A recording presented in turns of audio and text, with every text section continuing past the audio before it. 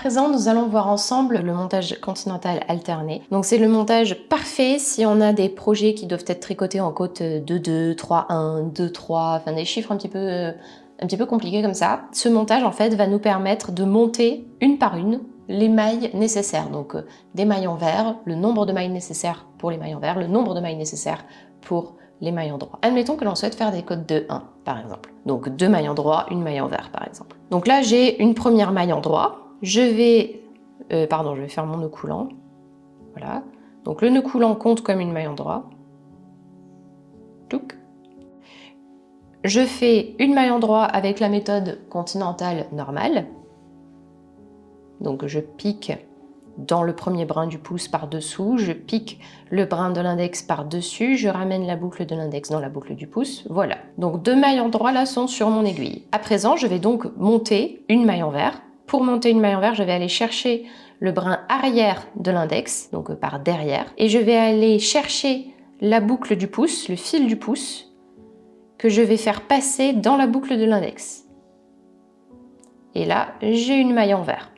Donc 2 mailles en droit, une maille en vert. Je vais à nouveau tricoter 2 mailles en droit, 1, 2. Je ne m'attarde pas trop parce qu'on a déjà vu la méthode continentale. On va refaire une maille en vert.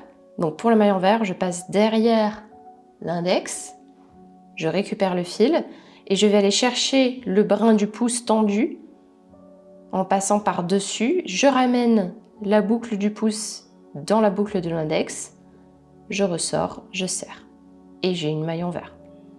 2 mailles en droit, 1, 2, une maille en vert.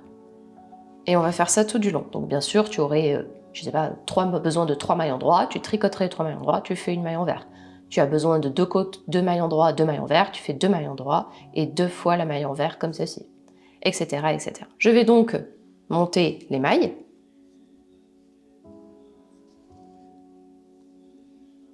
Et voilà. J'ai donc terminé mon montage longue queue alterné. Et comme tu vois, c'est bien adapté du coup à mon tricot de côte. Je vais pouvoir du coup continuer à tricoter. Voilà, c'est tout du coup pour le montage alterné à longue queue.